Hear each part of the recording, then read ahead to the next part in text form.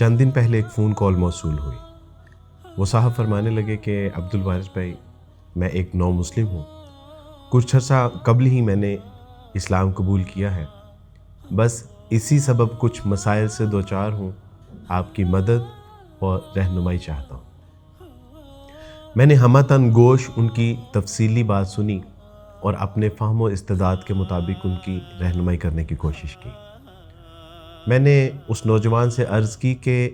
جب آپ کو پتہ تھا کہ اسلام قبول کرنے کی صورت میں یہ سب مسائل پیدا ہوں گے، اس کے باوجود آپ نے اسلام قبول کیا، آخر اسلام قبول کرنے کی وجہ کیا بنی؟ وہ فرمانے لگے کہ عبدالوارث بھائی، مجھے میری پڑھائی میں خصوصی دلچسپی نے میرے بیشتر اساتذہ کرام کا منظور نظر بنا رکھا تھا۔ میری کلاس کی ایک ٹیچر جو اپنی وضع قطع، لباس، حجاب اور نقاب، گفتار، کردار گویا ظاہر و باطن میں ایک باعمل مسلمان تھی، میری سب سے پہلی انسپائریشن وہی تھی۔ وہ طالب علم جب اپنے استاد کی یہ اوصاف بیان کر رہا تھا تو مجھے یوں محسوس ہو رہا تھا کہ جیسے وہ اقبال کے اس شعر کی ترجمانی کر رہا ہے جس میں وہ فرماتے ہیں کہ ہر لحظہ ہے مومن کی نئی آن نئی شان، گفتار میں کردار میں اللہ کی برہان۔ مزید بتاتے ہوئے وہ فرمانے لگا کہ سر، ان کی اسلامی طرز زندگی سے میں تو متاثر تھا ہی، مزید یہ کہ ہونہار طالب علم ہونے کی وجہ سے میں بھی ان کی خصوصی توجہ کا مرکز بنا ہوا تھا۔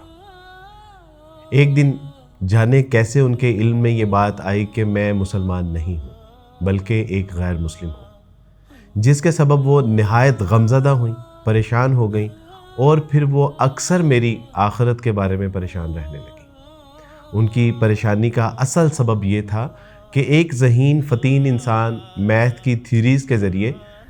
مشکل ترین سوالات حل کر سکتا ہے تو تثلیث اور توحید میں فرق کیوں نہیں محسوس کر سکتا؟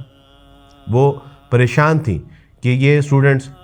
رول آف سائنس کے ذریعے نیچر اینڈ سپر نیچر تک تو پہنچ سکتا ہے، تو پھر نیچر کے ذریعے اصل کریٹر تک کیوں نہیں پہنچ سکتا؟ مزید بات کرتے ہوئے وہ فرمانے لگے کہ عبدالوارث بھائی، انہوں نے نہ صرف میری دنیاوی تعلیم میں میری بہت معاونت کی بلکہ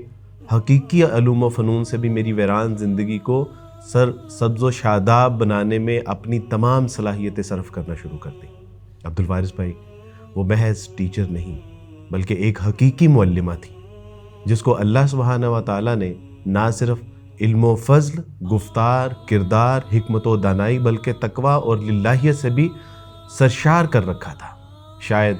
اسی سبب وہ خوب جانتی تھی کہ ظاہری اسباب تو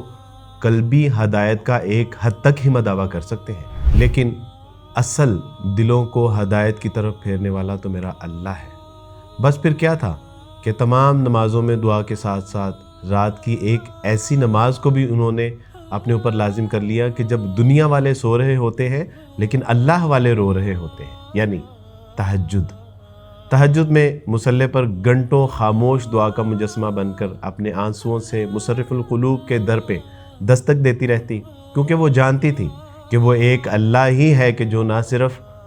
آہوں کی تحریر اور سسکیوں کی تقریر سن سکتا ہے بلکہ خاموشیوں کا بیان اور آنسوؤں کی زبان بھی خوب سمجھتا ہے۔ لہٰذا وہ ظاہری اسباب کو اختیار کرتے ہوئے تسلسل سے دعا بھی کرتی رہیں یہاں تک کہ میں مسلمان ہو گیا۔ میں سوچ رہا تھا کہ اقبال نے شاید کسی ایسے ہی موقع کی مناسبت سے کہا تھا کہ افلاک سے آتا ہے نالوں کا جواب آخر، اٹھتے ہیں خجاب آخر، کرتے ہیں خطاب آخر۔ آپ یقین جانیے کہ مجھے ان معلمہ کی دعا ان کے حق میں قبول ہونے پر کوئی ذرا بھی تعجب نہیں ہوا۔